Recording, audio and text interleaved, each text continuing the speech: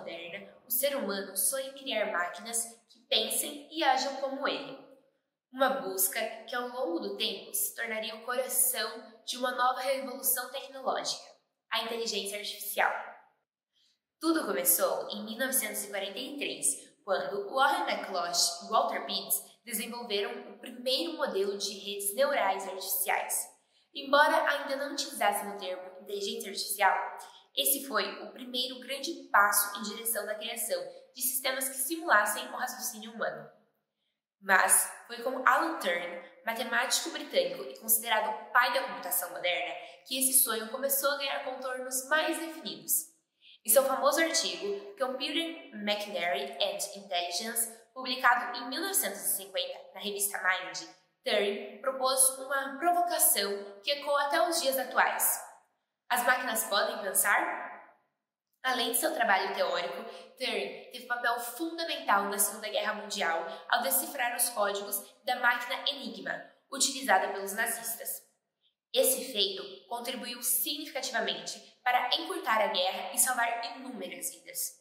Em seu artigo, Turing também propôs o famoso teste de Turing, ou o jogo da imitação, no qual uma máquina e um humano interagem com um juiz que precisa identificar quem é quem.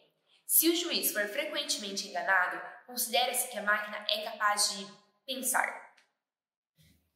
Em 1956, durante a Conferência de Dartmouth, John McCarthy cunha oficialmente o termo inteligência artificial. A partir desse momento, nasce uma nova área da pesquisa. McCarthy, considerado um dos pais da IA, também desenvolve a linguagem de programação Lisp, no final da década de 1950. Essa linguagem se tornaria a base para sistemas de IA simbólica, permitindo a representação e manipulação do conhecimento lógico. Na mesma década, em 1957, o psicólogo Frank Rosenblatt desenvolve o Perceptron, uma rede neural artificial de 2 camadas, capazes de reconhecer padrões simples com base em aprendizado supervisionado. Esse modelo é considerado um dos precursores das redes neurais modernas. Já em 1961, surge o Unimate, o primeiro robô industrial. Ele foi utilizado nas linhas de montagem da General Motors para transportar peças fundidas e realizar sondagens em veículos. O Unimate marca o início da aplicação prática da IA na indústria. Em 1966, John McCarthy cria o MacHack, um dos primeiros programas de xadrez capazes de participar de torneios contra jogadores humanos. A existência de um software que desafia humanos em um jogo estratégico evidencia o avanço e as promessas da inteligência artificial. Da formulação de redes neurais ao surgimento de robôs industriais, passando por jogos intelectuais e linguagens de programação inovadoras, a inteligência artificial trilha um caminho fascinante desde a metade do século XX. Um caminho que, como veremos, está longe de terminar. Este foi apenas o primeiro capítulo da jornada que transformaria máquinas em sistemas inteligentes e que moldaria o futuro da ciência, da indústria e da humanidade. Em 1986, o primeiro carro automático foi criado por uma equipe da Universidade de Bundeswehr, em Munique, dirigida por Ernest Dickmann. A van Mercedes era equipada com sensores e um sistema computadorizado, permitindo que ela circulasse por estradas sem obstáculos ou passageiros, atingindo velocidade de até 88 km por hora. Em 1988, Jabbawreck é criado por Ron Carpenter, com o objetivo de simular uma conversa humana natural de forma divertida. Ao contrário dos sistemas anteriores, baseados em regras fixas, Jabbawreck foi projetado para aprender com as interações humanas. Em 1992, Dr. Sabatsu é lançado pela Creative Labs. Este foi um chatbot criado para demonstrar as capacidades das placas de som da empresa e incluía recursos simples de conversação. Foi um programa de síntese de fala de inteligência artificial para rodar em MS-DOS.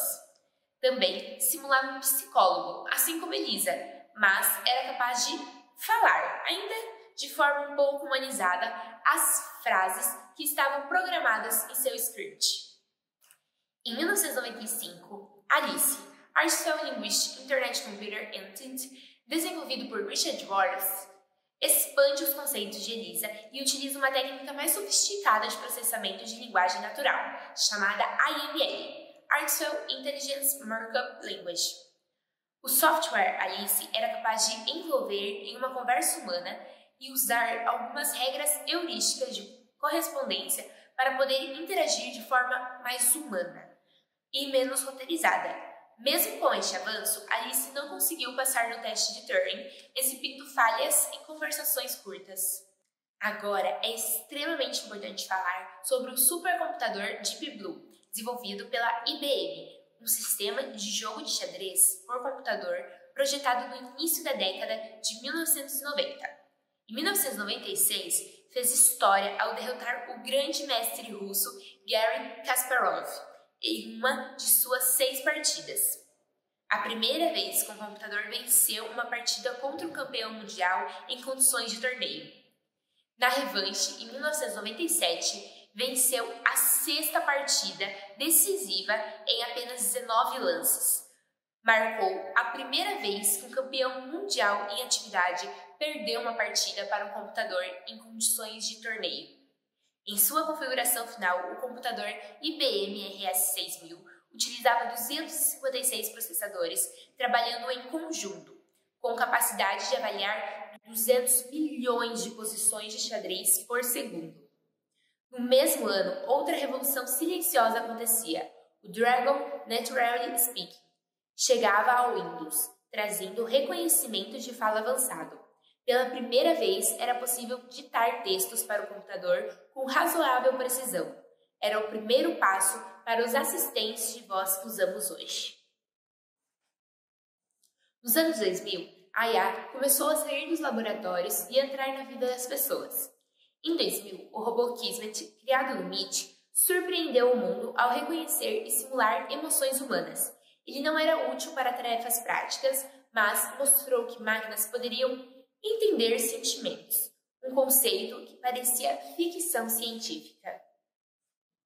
Em 2001, foi criado o Smarter Shield, um chatbot desenvolvido pela ActiveBud e logo se integrou ao então popular serviço de mensagem AOL, Instant Message IM. Inicialmente concebido como um jogo de perguntas e respostas sobre temas diversos, Smarter Shield evoluiu rapidamente para se tornar um chat inteligente, capaz de fornecer informações sobre uma ampla variedade de assuntos, resultados esportivos, previsões do tempo, horários de cinema, contações de ações, notícias, entre outros. Seu desempenho era ágil, direto e personalizado, o que tornou um dos primeiros exemplos de chatbot com funções utilitárias e interativas em tempo real. O sucesso foi tão grande que o Smart Shield passou a ser utilizado em campanhas de marketing de grandes marcas e artistas, como a banda Radiohead. O filme Austin Powers. You were expecting someone else? A empresa Intel, entre outros. Essa iniciativa pavimentou o caminho para os assistentes virtuais modernos como Siri, Google Assistant e Alexa, antecipando o conceito de um agente digital multifuncional e acessível por texto ou voz. Partindo para a área dos robôs domésticos, Roomba foi o primeiro aspirador robótico produzido em massa e lançado pela iRobot em 2002, revolucionando a limpeza doméstica com sua tecnologia autônoma. Desde então, ele se tornou um dos robôs domésticos mais populares do mundo. O Roomba Original foi o primeiro aspirador robótico comercializado em larga escala, com navegações aleatória e sensores básicos, anti-queda, detecção de sujeira e de paredes. Ele funcionava de forma autônoma, sem mapeamento ou conexão à internet. Apesar da tecnologia simples, popularizou a robótica doméstica, inspirando novos eletrodomésticos inteligentes e mostrando que a automação era viável no dia a dia. Seu impacto cultural e comercial marcou o início da aceitação dos robôs em ambientes residenciais. Agora, dando um salto para o começo das IAs que conhecemos hoje, em 2010 a Apple apresenta a Siri, uma assistente virtual ativada por voz integrada ao iPhone. A Siri representa um avanço significativo no entendimento de linguagem natural e reconhecimento de voz. Em 2011, o IBM Watson compete no programa de perguntas Jeopardy e vence contra campeões humanos, demonstrando sua capacidade avançada de processamento de linguagem natural e aprendizado de máquina. O Watson, através de métodos como o processamento de linguagem natural, PLN, e o aprendizado de máquina, Mach-Learning, é capaz de coletar, armazenar e cruzar um volume gigantesco de dados, conceituado como Big Data, permitindo a geração de insights e a identificação de diversos padrões de comportamento humano.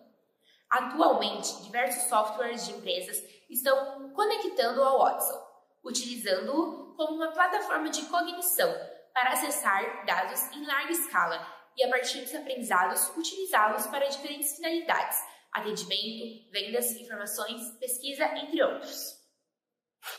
Em 2014, Eugene Gostman, um chatbot que finge ser um garoto ucraniano de 13 anos, supostamente passa no teste de Turing, convencendo os juízes de que era humano. No entanto, a validade dessa afirmação é contestada. Já em 2015, o Facebook lança a Messenger Platform, permitindo que desenvolvedores criem chatbots para o aplicativo Messenger, abrindo um novo horizonte para entendimento ao cliente e interações automatizadas.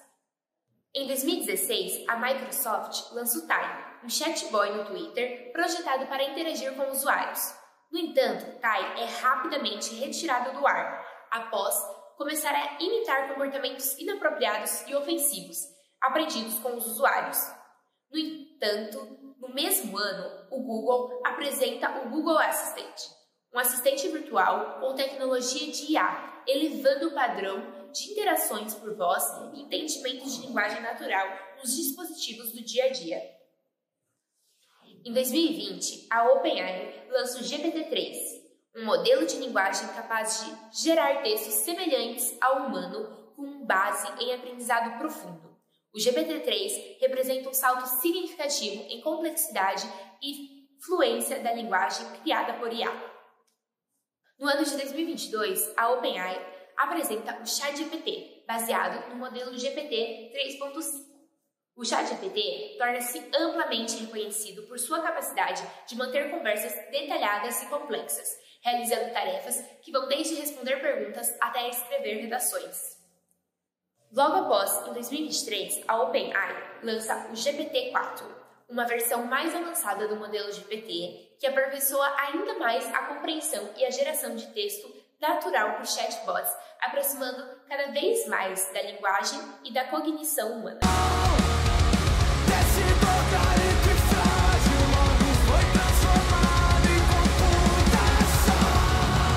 Eu não sabia que era. Hoje, talvez eu consiga relacionar. Na década de 90, eu vi o meu professor de educação física montando horário das turmas, né? Montando horário das aulas, né? E ele fazia isso utilizando isopor, uma placa de isopor grande, fichas coloridas assim pequenininhas e prendia com um grão colorido, né? Uma taxinha, né? Colorida nessa placa de isopor, e ele mesmo fazia o trabalho do algoritmo ali no caso, né? Ele mesmo fazia manualmente toda a troca ali, como ele tinha na cabeça toda a disponibilidade dos professores, né? Olhando hoje para isso, eu acho que ali foi um primeiro passo ali, pensando na questão da inteligência artificial, pensando na questão dos algoritmos, né? Mas hoje, assim, né, contextualizando aí essa questão, né, da IA, né, que envolve uma área aí, né, que vem crescendo em relação a um campo da ciência e de estudos, né, e eu penso que talvez nos primeiros contatos com a IA deva ter sido ali talvez com respostas automáticas ali via telefone, né, de alguns grupos que talvez ali já tenham começado ali, né, de colocar uma certa inteligência ali para nos atender automaticamente, né, e mais recentemente talvez aí pela utilizando aí os grandes navegadores aí de internet que apresentam aí diferentes IAs, né, para, entre aspas, facilitar a nossa vida, né? Então, eu acredito que, a princípio, comecei lá, acho que talvez no meu primeiro contato, olhando hoje, né, na época eu não sabia que era isso, na década de 90, e quando eu ainda estava no ensino fundamental, indo para o médio ainda, né? Entrei no médio em 2000, então foi entre 99 e 2000 ali, né? Acho que foi talvez esse meu primeiro contato que eu posso considerar aí, né? De uma maneira mais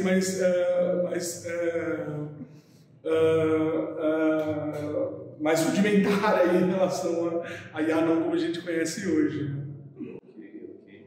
Então, vendo essas primeiras ideias da inteligência artificial crescerem no mundo, como que você acha que foram os impactos sociais e culturais para a população com essa nova tecnologia?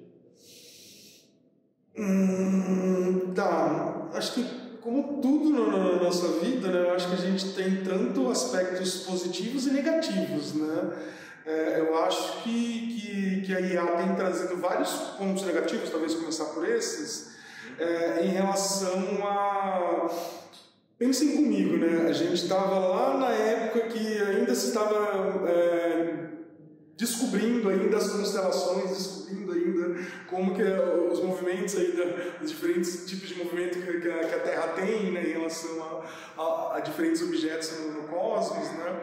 A gente estava descobrindo aí diferentes questões relacionadas ao nosso corpo, à nossa saúde, né? Em relação à célula, em relação ao organismo, em relação aos próprios movimentos, as possibilidades corporais, né?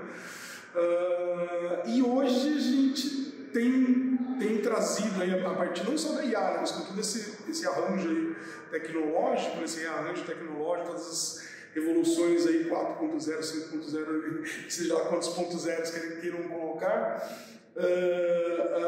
a gente tem trazido assim, talvez vou utilizar o termo de talvez menos desenvolvimento das potencialidades humanas. Tem uma área dentro da educação, uma linha mais marxista, né, que ela traz que a gente, enquanto ser humano, a gente precisa buscar o desenvolvimento máximo das potencialidades humanas, né? E do jeito que está sendo encaminhado, né, hoje, esse desenvolvimento máximo está ficando muito aquém do que poderia ser. Né? Então eu penso que, tanto é que surgiu recentemente leis aí já tentando diminuir o uso de celulares, né, para os jovens, né, nas instituições, mas no próprio mundo do trabalho aí também, né, várias empresas aí a gente foi visitar uma aqui em Piracicaba, por exemplo, que a própria gerente lá, ela falou com os estudantes que foram lá visitar e comentou que umas dificuldades que ela tem lá é jovem fazendo serviço de um lado e com o celular do outro lado, assim, e aí ela tem que mandar embora ainda por justa causa, porque já tem lá todas as normas que foram apresentadas quando o jovem lá entrou no emprego, né? Então eu penso que esse é um ponto negativo, né? Talvez um outro esteja relacionado às relações interpessoais, né? Porque quando a gente passa para usar mais as tecnologias e passa para utilizar a inteligência artificial para quase tudo na nossa vida, a gente deixa de perguntar para uma outra pessoa, a gente deixa de... Igual você me perguntou no começo, né? O que você se sente à vontade. Eu falei, o que eu não souber, eu vou dizer que eu não sei, e ponto, né? Tem pessoas que já iriam direto para uma IA para perguntar, né? Teria que ficar com um celular aqui na mão para poder responder, né? Para poder participar de uma conversa como essa ou qualquer outra, né? E o não saber faz parte do saber, né? Acho que esse é um ponto aí que Paulo Freire, né, nos ensina isso, que o não saber faz parte do saber, e esse não saber é parte do processo do conhecimento.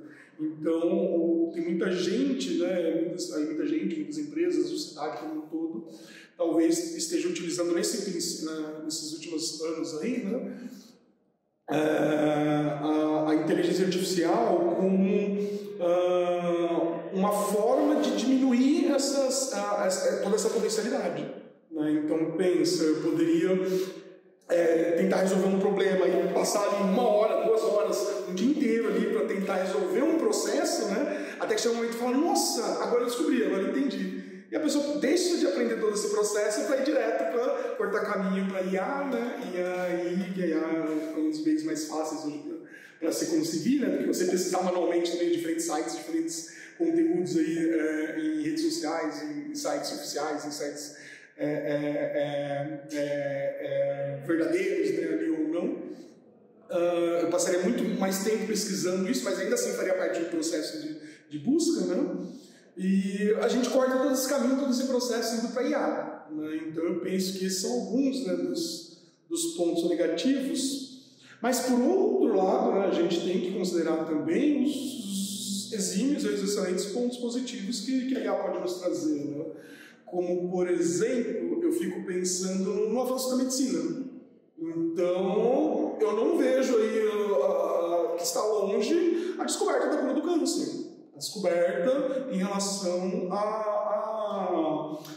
próprio HIV, né? A AIDS, por exemplo. Né? Então, existe um vírus, e aí a doença da AIDS, eu penso que alguém aí vai construir algum projeto de pesquisa, né? E como sempre as universidades públicas vão estão no meio dessas pesquisas, né? E trazer benefício. Eu li recentemente algumas reportagens que nos traziam, algumas matérias, né, que nos traziam, por exemplo, o quão rápido a IA consegue identificar diferentes células ali que estão ali com princípios ali de algum tipo de patologia, né? E se fosse humanamente fazer isso de forma manual, demorariam aí meses, né? E a IA faz isso em questão de minutos, segundos, né? Então, é óbvio que ela precisa ser alimentada, né? Ela precisa ser ensinada. E então eu penso que esse é um dos avanços aí que a IA pode nos trazer, né? E, obviamente, o impacto social referente a isso, né? Durante a própria pandemia, né? Acredito que uma das brasileiras aí que auxiliou no processo de descoberta lá da codificação, né? do vírus lá da Covid-19, né? Se a gente já tivesse mais avançado em relação à IA, né? Ao invés de um ano, acredito que em um mês talvez já tivesse aí todo o processo, desde que a gente soubesse utilizar a tecnologia, né? Então eu penso que, assim como uma faca pode ser utilizada para matar, agredir uma pessoa, ela também é utilizada como um bisturi para poder salvar uma vida, né? Então assim, eu penso que a IA pode ser utilizada, né, na nossa sociedade a curto, médio e longo prazo, mas obviamente que eu penso que ela nunca vai substituir seres humanos, né? Isso não tem, né? Ao contrário que tem isso aí, Matrix e companhia, né? Qualquer outra coisa aí que eu penso que isso não seria possível. Mas aí uma outra questão talvez que é importante se destacar, que esse processo, né, de desenvolvimento aí das IAs, eles também, a princípio, ele também parte, né, do carregamento aí de questões sociais humanas, né? Então, tem alguns instrumentos ali, por exemplo, para reconhecimento de pessoas, né? E aí a IA não conseguia identificar inicialmente pessoas, por exemplo, negras, porque ela só foi alimentada por pessoas brancas, né? Então há esse encaminhamento também que há de se tomar cuidado, né, em relação porque senão os algoritmos, a IA, né, a tecnologia como um todo, ela vai se tornar racista como nós seres humanos, machistas, homofóbicos, intolerantes, né, religiosos, qualquer outro tipo de violência, né? Então a gente também precisa pensar em como superar isso, né? Senão a gente constrói algoritmos e através da IA a gente consegue ir para Marte, né? Mas não resolve problemas aqui de pessoas passando fome, né? Nas grandes metrópoles e nas pequenas cidades do interior também, né? Então, a gente poderia passar uma hora acho que, conversando aqui sobre esses diferentes impactos aí sociais que você perguntou, né? Mas a princípio acho que esses são aí os que eu posso destacar, né, nesse momento.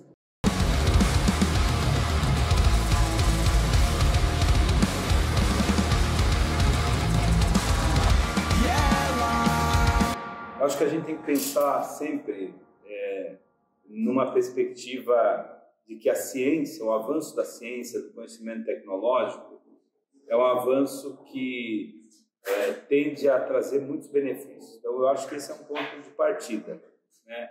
O desenvolvimento tecnológico tem a ver com o desenvolvimento de um conhecimento científico mais apurado. Em tese, ele é bom, né? Então, eu gosto muito de trabalhar com um filósofo francês chamado Edgar Morin, que ele fala exatamente da teoria da complexidade. E esse filósofo ele vai dizer, olha, a ciência, o conhecimento, ele é uma demonstração evidente da capacidade, da potencialidade humana, né? A nossa potencialidade criativa é algo fascinante e algo que nós não conseguimos explorar do ponto de vista de tudo que a gente pode chegar e construir. Acho que esse é um ponto, né? Mas antes de falar da questão ética, eu queria lembrar de uma passagem, né? Um discurso de Charlie Chaplin, naquele filme O Grande Ditador, que ele fala da era do rádio. Então, veja, o Chaplin está escrevendo ali no início do século XX sobre o que significava o rádio do ponto de vista da comunicação. Então, ele aponta que o rádio era um instrumento que iria aproximar as pessoas, né? E aí depois ele dá uma volta para dizer, mas essa potência de comunicação que era o rádio pode também ser usado para destruição, para você organizar estratégias de guerra. Ele está no contexto ali já, né, do final da Primeira Guerra, depois da Segunda Guerra Mundial, mas no contexto da Primeira Guerra. Então a tecnologia ela tem essa dupla, eu diria assim, dupla face, né? Ao mesmo tempo que ela pode, do ponto de vista do conhecimento humano, produzir uma aproximação entre as pessoas, e a gente pode falar depois da inteligência artificial, todo avanço tecnológico também traz uma ameaça. Como é que nós vamos usar esse conhecimento, esse potencial, se é para a construção de relações, de melhorar a vida das pessoas, né? De encurtar processos produtivos, ou se vai ser mais uma arma para aniquilar o outro, e aí uma arma que vai destruir a própria humanidade. Então, em si a tecnologia ela não é boa nem má, né? Tudo depende de como nós vamos utilizá-la. E sobre a inteligência artificial especificamente, veja, nós estamos no âmbito de uma escola, e aqui o Instituto Federal tem um caráter também de produzir pesquisa, né, com os cursos superiores. A inteligência artificial, não tenha dúvida, que é uma ferramenta fundamental para que você pesquise com mais facilidade, que você tenha acesso a repertórios, né, que você faça uma consulta rápida sobre autores. Eu sou da área da filosofia. Outro dia estava precisando fazer uma relação com autores, usando a inteligência artificial, ela dá as ferramentas, quando você dá ali as coordenadas. Isso é fundamental, né? Facilita o processo. Você imagina o seguinte, se antes eu tinha que ter acesso, né, numa biblioteca a muitas e muitas obras, depende do lugar que eu estivesse. Depende, por exemplo, do nosso campus, que não tem nenhuma biblioteca sofisticada, né? A gente tem muita carência de obras. A inteligência artificial ela nos dá um contato, né? A internet já fazia isso, só que a inteligência artificial ela acelera, ela facilita, ela estabelece conexões, né? Ela é uma ferramenta fantástica. Agora, a gente tem que lembrar o seguinte, você imagina que por trás da inteligência artificial existem desenvolvedores, pessoas que estão construindo essa tecnologia de ponta. O que a gente não pode deixar é que as pessoas que não constroem essa tecnologia, que apenas vão usufruir, que elas não fiquem também defasadas no processo, que é um processo que é imprescindível, que é o processo de leitura, por exemplo, né? Então eu não posso fazer da inteligência artificial uma síntese de um livro que eu nunca li, porque eu perco a alegria e o prazer de ler o livro, né? E o conhecimento, que é a leitura de um texto, né? De tudo aquilo que a humanidade construiu. Então a inteligência artificial, quando ela, ou qualquer tecnologia, quando bem utilizada, ela só soma, né? Agora, na universidade, a gente tem que tomar cuidado de não inibir nos nossos jovens alunos a capacidade de escrita, a capacidade de elaboração própria, né, de estabelecer correlações, e a capacidade de elaborar uma pesquisa, né, minimamente fundamentada. A tecnologia ou a inteligência artificial, ela é uma ferramenta que refina esse processo, mas ela não pode substituir, né, a capacidade do aluno de pesquisar. A sociedade contemporânea ela é muito baseada na comunicação. Vocês viram agora no Brasil, recentemente, quando o grupo usou a inteligência artificial para produzir alguns vídeos. E quais foram os impactos desses vídeos? Então, a gente tem que pensar que a comunicação em rede já é um instrumento poderoso, tanto para libertar pessoas, mas, no geral, é usado para dominar, né, com a produção de fake news, etc.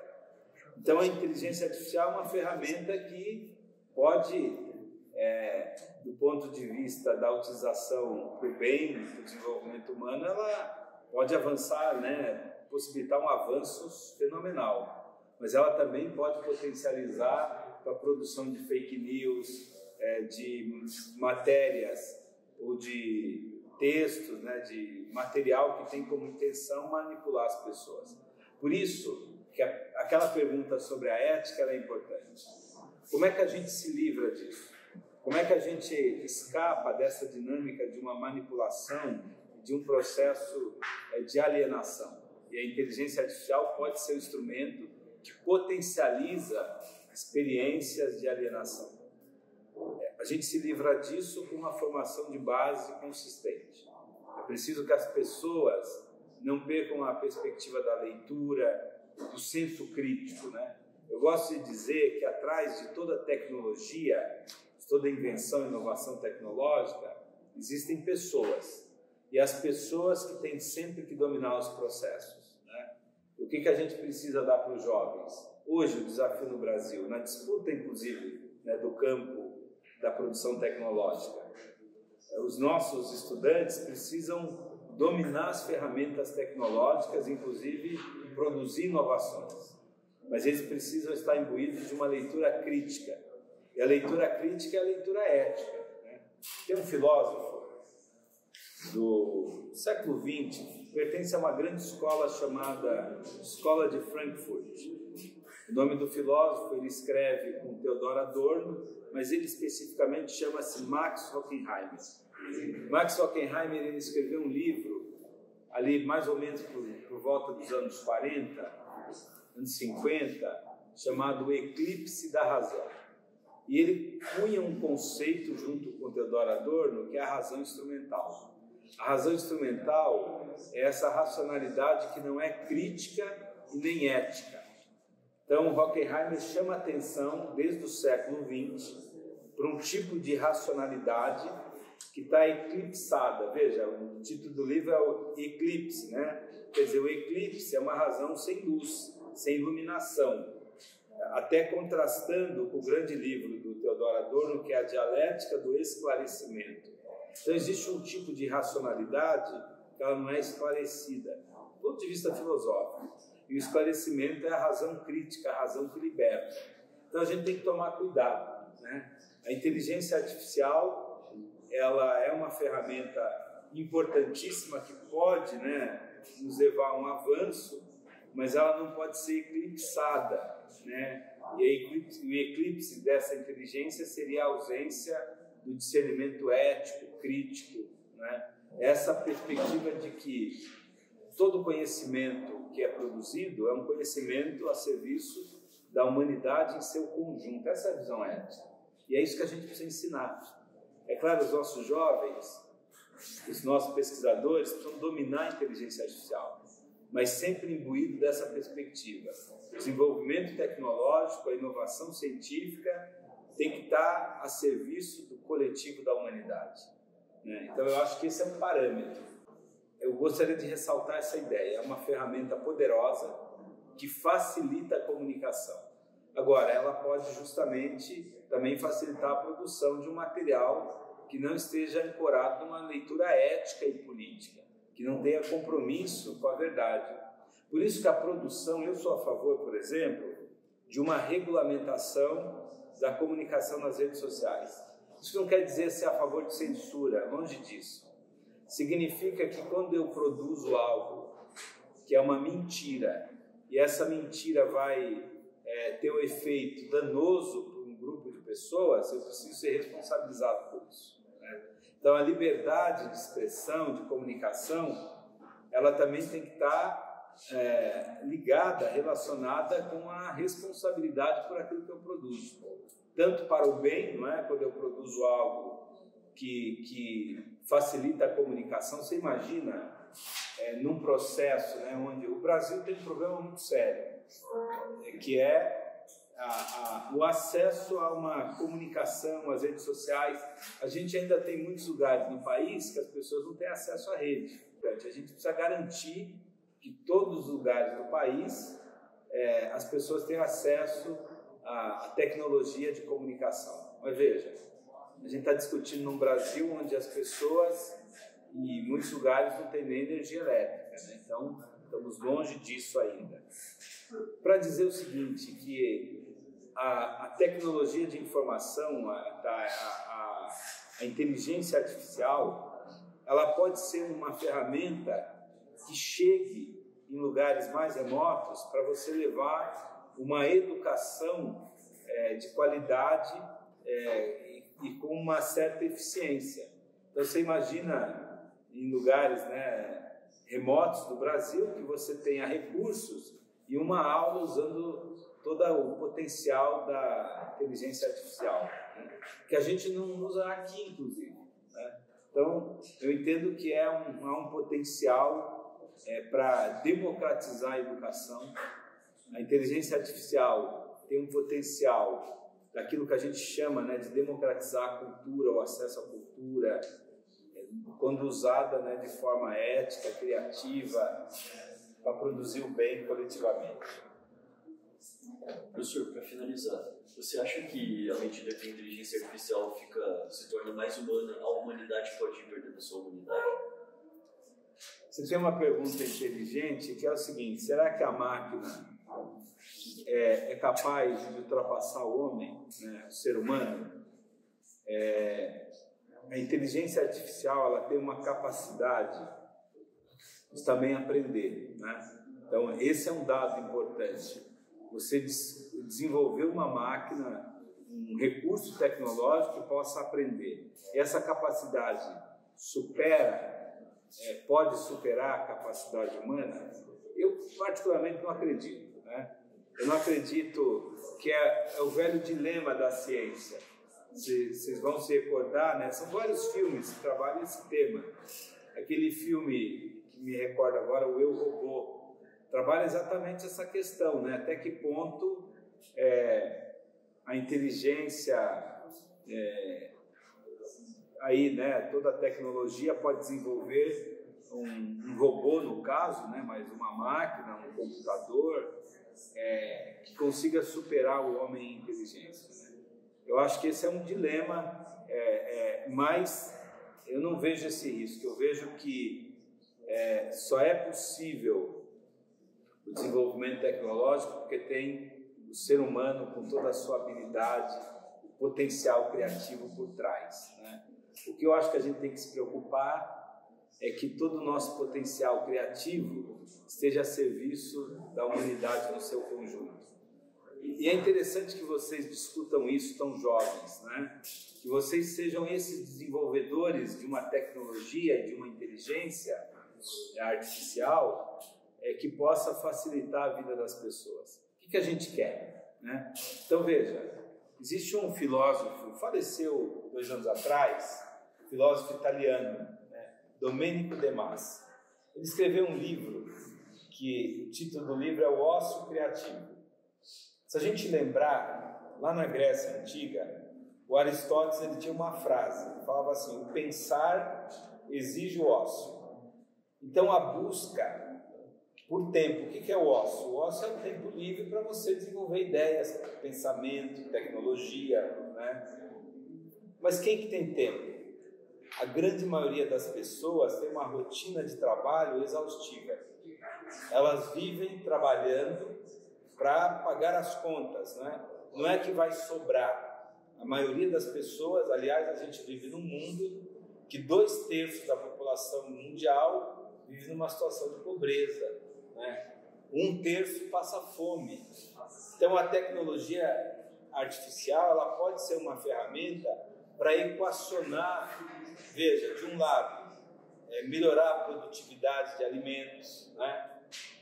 Do outro lado, que ela nos dê mais tempo para que a gente possa ler e viver aquilo que é próprio do humano, né? A leitura, o lazer, o entretenimento, a arte, a cultura no sentido mais geral, né?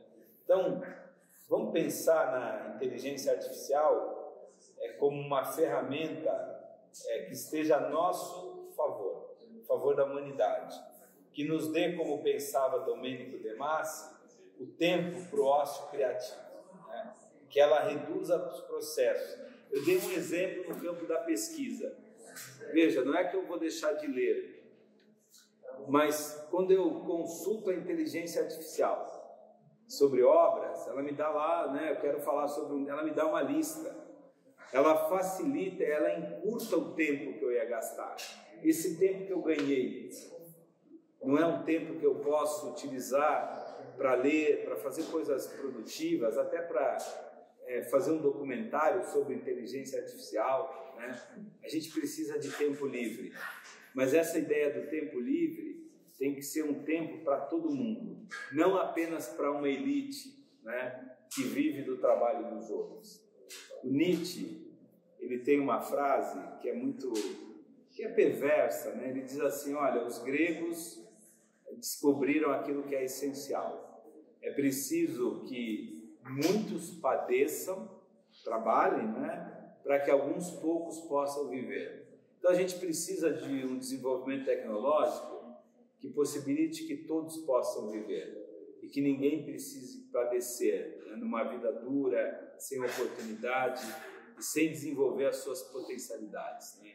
Então a inteligência artificial, ela é fruto do empenho e da capacidade produtiva, criativa, da potencialidade humana, né? E ela é benfazeja nesse sentido, ela é bem-vinda, né? Que ela, de fato, se coloque a serviço de todos nós, para que tenhamos mais tempo e possamos produzir o conhecimento cada vez mais qualificado. O conhecimento ético, crítico, humanizador, essa é uma tarefa apenas para nós, seres humanos. Adelino, mais uma perguntinha. Hoje em dia, tem muitas pessoas que usam IA, mas também tem muitas pessoas que são usadas por IA. Você acha que nós estamos caminhando para um futuro incerto, cheio de dúvidas, ou você acha que vamos conseguir dominar o tempo? Olha, a sua pergunta tem a ver com uma perspectiva política. Nós vivemos um tempo bastante sombrio. Se você pensar que se a gente fizer uma análise dos últimos 60 anos, a impressão que nós temos é que a humanidade, do ponto de vista do pensamento mais crítico, ela regrediu. No século XX, no início do século XX, o Sigmund Freud, ele escreveu um livro que o título é O Mal-Estar da Civilização. O Freud é um dos pensadores, para mim, mais brilhantes, né, que o Ocidente já produziu. E ele faz uma análise, né, no seu otimismo científico, que a humanidade ela sairia de um estado de infantilidade. Aliás, essa é a crítica de Kant, né? O Kant entende que o iluminismo seria a maioridade, né, uma época do homem emancipado. E o Freud, então, acreditava que a humanidade estaria avançando para se livrar de preconceitos, de uma visão não fundamentada, não científica, né? Ele é até um pouco positivista nesse sentido. Mas a humanidade regrediu. Eu estou falando de um ponto específico, por exemplo, que o Freud aborda, que é a questão religiosa. Ele entende que a religião ela iria acabar, porque a humanidade iria ter uma leitura mais crítica e racional. Só que a religião ela se recolocou, né? Ela se fortaleceu. E hoje, a experiência religiosa de hoje, 2025, ela é muito menos profunda do ponto de vista intelectual, do que a experiência religiosa que nós tínhamos no Brasil há 30 anos atrás, né? Principalmente no campo do cristianismo, com a teologia da libertação. Então nós vivemos um momento, e esse nosso recuo, esse retrocesso do ponto de vista religioso, do ponto de vista político, do ponto de vista das relações sociais, esse retrocesso se deve muito ao avanço das redes sociais, onde as pessoas se informam, né? Elas se informam pelos grupos de WhatsApp. Então, eu sou professor de filosofia, dou aula, né? Claro, é um campo que eu estudo, filosofia política. Há 4 anos atrás, há 5 anos atrás, uma aula de filosofia era muito mais difícil, porque as pessoas que nunca tinham lido um livro de filosofia queriam debater temas que elas desconheciam. Não que não possa debater, né? Mas não tem mais... Porque se criou uma ideia, veja a contradição, que é um anti-intelectualismo, é um anti-cientificismo, né? É a ideia do cara que é contra a ciência, ele é um negacionista científico. Essa é a grande contradição. E esse sujeito, ele é fruto de um processo de manipulação. Então a pergunta é, a inteligência artificial, ela pode aprofundar esse processo de manipulação das pessoas? Ela pode, né? Qual é a nossa saída disso? A formação crítica. A gente precisa desenvolver esse contato com a cultura. A escola aí, né, a escola, as universidades têm um papel fundamental, que é dar elementos para que as pessoas desenvolvam essa autonomia do pensar. É interessante porque um dos últimos livros do Paulo Freire, não o último, mas um dos últimos, ele fala da pedagogia do oprimido, é o mais, né, um dos mais importantes, mas ele tem um livro chamado Pedagogia da Autonomia. Essa é a questão-chave. As pessoas podem usar da inteligência artificial, a gente pode usar, né, utilizar das redes sociais, ter o WhatsApp, os grupos, mas é preciso autonomia de pensamento. E aí a escola, né, o processo de formação formal tem que dar subsídio para as pessoas desenvolverem autonomia. Então esse é um elemento, né? E essa disputa está dada. É óbvio que a inteligência artificial pode ser um recurso para que a gente tenha uma leitura mais crítica, mais ampla. Falamos do Edgar Morin logo no começo. O Edgar Morin ele tem uma teoria que é uma teoria até simples, né? Ele fala, nem é minha, é que foi esquecida, né, ao longo da história. A teoria dele é que tudo está conectado. Então, quando eu discuto religião, eu só vou entender a religião dentro de um aspecto político, social, cultural, econômico. Essa capacidade de perceber que as coisas não estão isoladas. Isso nos dá uma visão, inclusive, e condições de pensar de maneira autônoma, né? Então, quando eu fragmento, eu só ouço o meu grupo de WhatsApp. Eu posso ter meu grupo de WhatsApp, mas eu preciso ler, eu preciso ter acesso a outras formas e outras fontes de informação. Então, a ideia da complexidade é, quanto mais informação eu tenho sobre um determinado fato, mais condições de entender esse fato no sentido mais amplo eu também vou ter. E a inteligência artificial pode ser um recurso para que eu amplie o meu horizonte de repertório, né? O acesso a outras informações. Agora, ela também pode ser um recurso de manipulação, de produção e de expansão veloz de fake news, né? Nós vamos ter que disputar isso. Vocês que são mais jovens precisam criar também mecanismos para essa comunicação que seja cada vez mais complexa, que as pessoas não tenham visões fechadas e fragmentadas, né? Então, eu acho que esse é o caminho que a inteligência artificial coloca diante de nós, né? Fazer a disputa, não negar. No século XIX, os trabalhadores das fábricas, com medo de perder emprego, quebravam as máquinas, né? É o que a gente chama de ludismo, não é isso? Agora veja, nós não vamos nos contrapor à inteligência artificial. Mas é uma bobagem entender que agora com a inteligência artificial ninguém mais vai ler. A leitura é imprescindível. Ninguém mais vai ter que criar. Essa capacidade de criar que nós temos, ela vai sendo cada vez mais refinada. Mas a nossa contribuição como pessoas críticas, éticas, políticas, ela é insubstituível, né? Então, eu acho que essa... Ao descobrir o que é sorriso. A inteligência artificial, ou IA, é um ramo da tecnologia que visa fazer com que máquinas pensem e ajam como humanos. Isso não significa que elas têm consciência ou emoções, apenas que elas aprendem bem com novos dados e agem com a maior acurácia possível. A IA está presente no nosso dia a dia, seja você falando com a Siri, uma assistente virtual, ou você recebendo recomendações da Netflix, ou até mesmo você escrevendo algo no Google e vem alguma recomendação do que você queria ou você estava prestes a dizer. Todos esses são tipos de inteligência artificial. Esses sistemas são treinados para ter a melhor precisão sobre o que o consumidor quer. Resumidamente, esses sistemas usam reconhecimentos de séries temporais ou simplesmente dispositivos de atenção, onde eles captam o conhecimento reconhecido por padrões e propagam até ter a melhor acurácia possível. Resumidamente, esses sistemas funcionam reconhecendo padrões de séries temporais ou com dispositivos de atenção, que vai ter carry, key e value. Cada um é importante para tal tarefa, onde carry vai ser a pergunta que a máquina vai fazer ou vai receber, a key vai ser a resposta e o value é o valor da resposta. Esse conjunto vai ser gerado uma probabilidade pela função de ativação, onde cada um vai interagir de formas diferentes, onde serão regulados pela raiz da dimensão k, que será usado somente para reduzir o gradiente, para que ele não exploda. Isso tudo é a linguagem de processamento natural.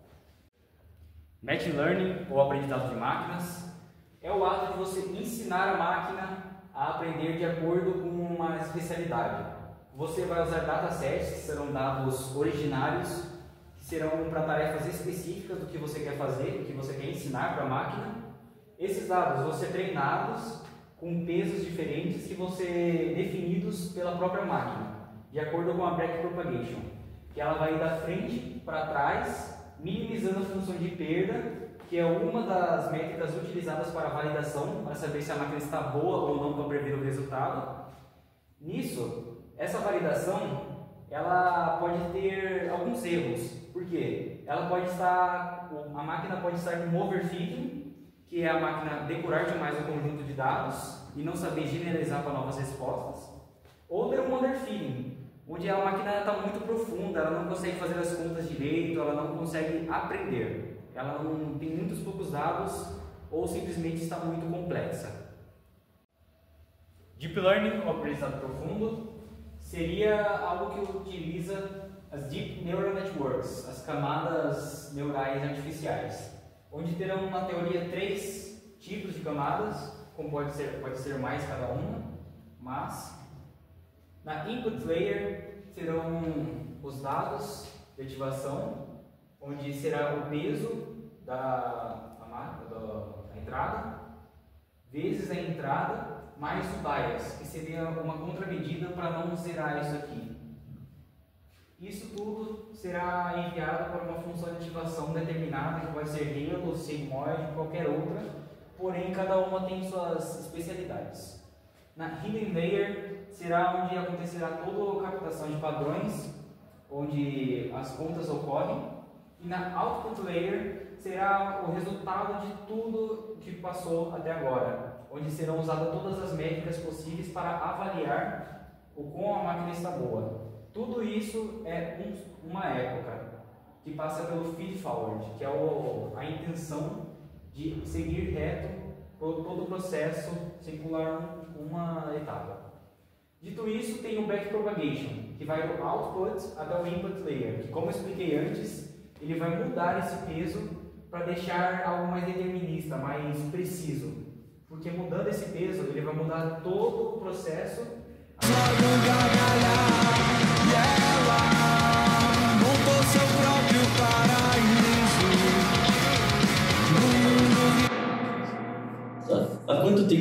está no ramo da tecnologia? Desde 1988, quando eu iniciei minha faculdade. Você entrou na faculdade do quê? De Ciências da Computação da Universidade Federal de Uberlândia. No início da sua carreira em contato com TI, qual era a tecnologia mais inovadora? Nossa, difícil, faz tantos anos lá. O que estava ficando mais inovador na época é que estava vendo o surgimento da internet. Tá? Até então não existia. Os primeiros processos da internet. Tá? Outra tecnologia foi a tecnologia de redes, né, que de novo estava surgindo. Eu acho que a mais drástica que teve foi o Windows. Tá? Na metade do meu curso, lá para 1990, tá? Surgiu a primeira versão do Windows, o Windows 3.1, que ele revolucionou toda a informática. Então, desde aquela época já existia, tá? Ela é bem antiga também, junto com a informática. Tá? Só que a gente usava uma linguagem de programação chamada Prolog, tá? Uma linguagem praticamente morta, era uma linguagem lógica, então mudava toda a forma de programação. Hoje a gente usa C, Java, Python, são linguagens procedurais, um procedimento após outro procedimento. E Prolog era uma linguagem lógica que você tinha toda uma forma de programar totalmente diferente. Tá? Então ela era muito vista, né, dentro do meio acadêmico por esse motivo. Tem que ver várias outras tecnologias, tá? Elas estão mais ou menos no início. E aí o que mais começou a estourar antes das IAs foi a questão das redes neurais, que é um dos pilares dentro da inteligência artificial. Tá? Então ela começou com várias outras linguagens e atualmente ela ganhou muita força, tá? Principalmente depois com o Python, que é uma linguagem livre, né, estável, disponível para todos. Mais o público jovem. Tá? Eu acho que ele está ficando muito dependente da IA. Tipo assim, qualquer coisa ele vai lá, pergunta para a IA, e a resposta da IA parece que ela é verdadeira, tá? E hoje tenho condições de perguntar para ela me dá uma resposta, ainda consigo ter discernimento se aquilo está bom, se aquilo pode ser melhorado. Mas a minha preocupação hoje é ver muitos jovens, tá? E eles simplesmente perguntam, ela responde, eles inserem como verdade, dá como finalizado, tá? Eu tenho um pouco de preocupação, porque a gente quer usar a IA como uma ferramenta de apoio, mas hoje ela está perdendo seu apoio, ela está se tornando uma ferramenta base, tá? E aí eu acho que é um perigo, né? A gente tomar muito cuidado com isso. Né? O ser humano não ficar, entre aspas, né, preguiçoso no pensar. A gente começa a usar facilidade, mas a gente começa a usar, tudo vem nos atraindo, né? Eu acho que quando você pega imagem no Instagram, tá? Eu nunca era de usar, comecei a usar, a gente vicia, tá? Essas coisas viciam, elas têm um poder muito grande, e elas dão umas respostas muito motivadoras, muito boas, tá? Seja na formação de texto, seja na parte de gráfico, geração, seja na parte de arquitetura, tá? Mas ela é meio problemático, tá? Porque se a gente usa muito a IA e está tirando a nossa parte de raciocínio humano, nossa grande capacidade que é de inferir conhecimento, deixar tudo a critério da IA, a gente vê também que ela está tendo impacto, isso principalmente na área de informática. Muitas empresas, por exemplo, ela tinha 10 programadores júniores, tá? E um programador sênior, né? Chefe. E hoje estão substituindo os programadores júniores por IAs e ficando só como chefe. Tá? Então ela pode gerar essa a parte de empregabilidade, ela pode interferir, tá? Porque a gente está dependendo muito da IA. Então a empresa, por que ela contrataria se a IA está fazendo de forma rápida, não fica doente, não tem 13º, trabalha 7 dias a semana, 24 horas, né, por dia, tá? Desde que você tenha energia, os seus servidores estão funcionando. Ela só vai parar se em algum momento a gente perder uma conexão com algum serviço dela por algum motivo, mas rapidamente será restaurada. Então, essa dependência, eu tenho medo dela poder causar esse impacto. A gente vê o que ela dá de melhor aí, que é uma resposta rápida, ela consegue aprimorar, fazer várias coisas ao mesmo tempo, que talvez o ser humano levaria um pouco mais de tempo, tá? Mas por causa da grande capacidade computacional que ela tem que ter, ela tem que ter computadores muito potentes, tá? E qual que é o problema desses computadores muito potentes? Eles não são refrigerados a ar, como o nosso tradicional, aquela ventoinha. Ela não daria conta, ela precisa ser refrigerada a água. Imaginando uma associação com o carro que tem um radiador, tá? Se não tiver água que passa pelo mecanismo, você acaba aquecendo demais o carro e acaba fundindo o motor. Então a mesma coisa é a IA. Então, grandes servidores, a Google, grandes empresas, né, como o Elon Musk, todo mundo que tem essas grandes IAs, ela tem que ter esse volume muito grande de computadores que, infelizmente, não consegue ser refrigerado mesmo com baixa temperatura, com ar-condicionado, e sim a água. Então, ela dá um problema. Você tem que ter uma grande fonte de água próxima a ela, a água vai entrar, vai ser superaquecida, tá? Para ela poder refrigerar esses computadores, esses componentes, para eles não queimarem, tá? E aí o que acontece? Você entra com uma água com baixa temperatura e sai do outro lado uma água quente. Você não pode simplesmente jogar essa água quente novamente no mesmo local que você captou, senão você vai ter um impacto ambiental de matar peixes, né? Então essa água aquecida ela poderia causar vários danos para a parte hídrica, né? Ecológica. Então é uma coisa que você não discute, mas ela é um preço que nós temos que pagar, tá? Pela alta rentabilidade, né? Computadores muito altos, potentes, eles necessitam realmente desse todo esse mecanismo de refrigeração. E ninguém comenta, tá? A gente ouve algum vídeo falando, poxa, cada vez que você faz uma pergunta para o ChatGPT, você gastou um copo d'água. Né? Ele quis dizer sentido, um copo d'água que ficou aquecido, tem que ter toda uma parte, todo um tratamento. Então isso o pessoal está ignorando.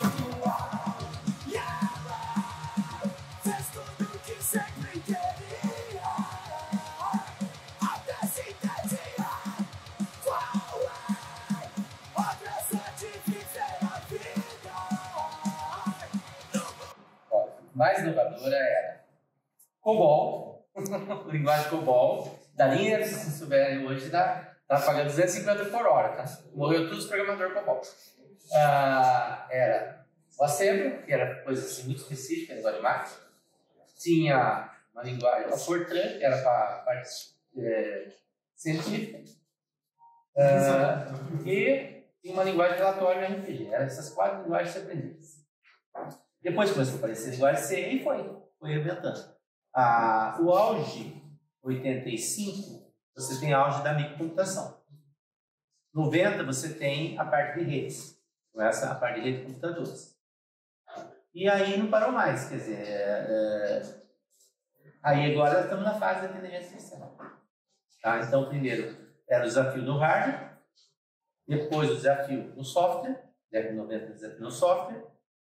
A década de 2020 era baseado nos modelos, você criar os softwares, você tinha muita coisa pronta, você tinha que personalizar para a empresa, fazer um modelo de negócio.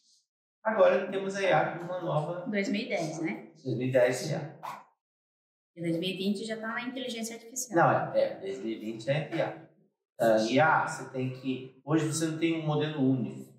Você tem que trabalhar com vários tipos, tá?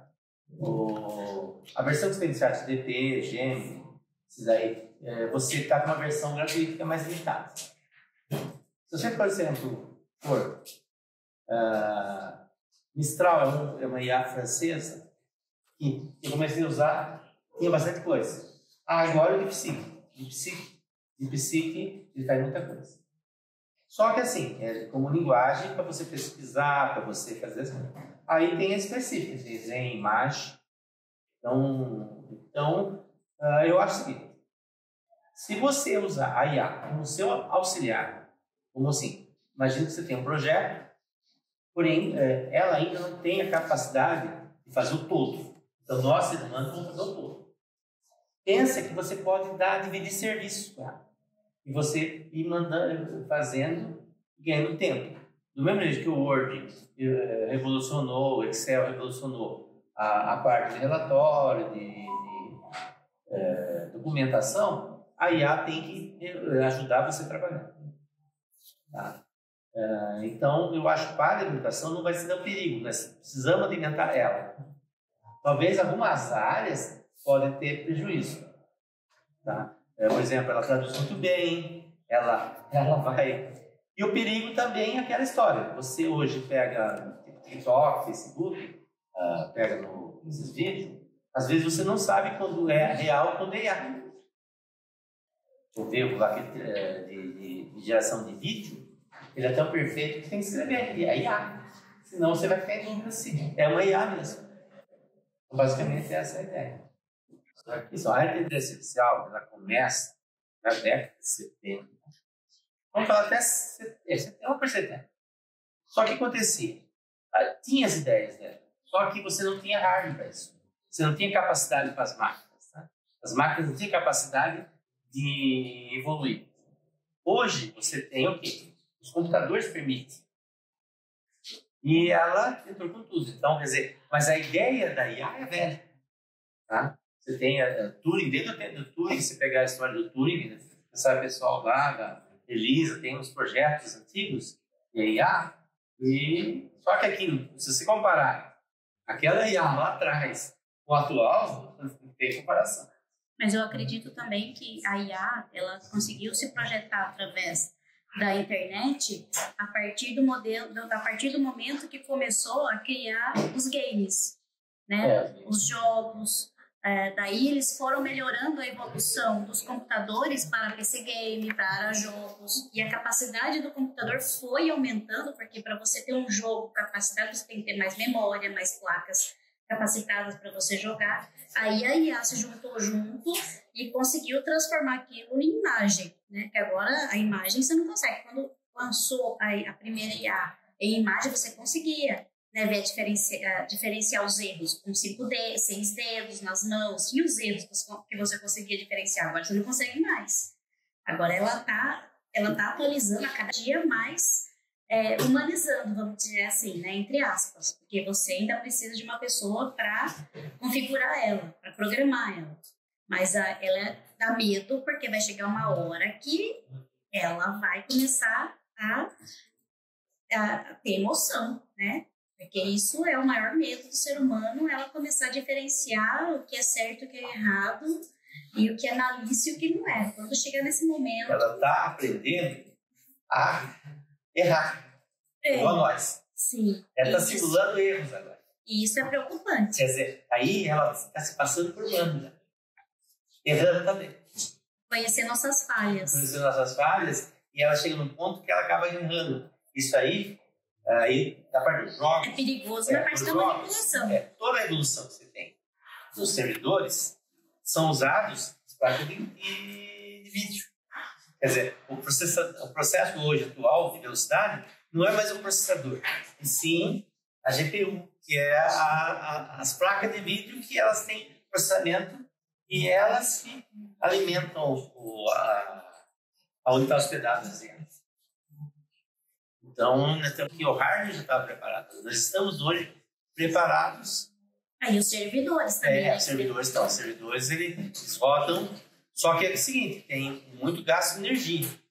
Porque parece não, nós estamos num ponto explorando um servidor lá fora está fazendo. O tamanho desse servidor para dar conta de você processar essa inteligência.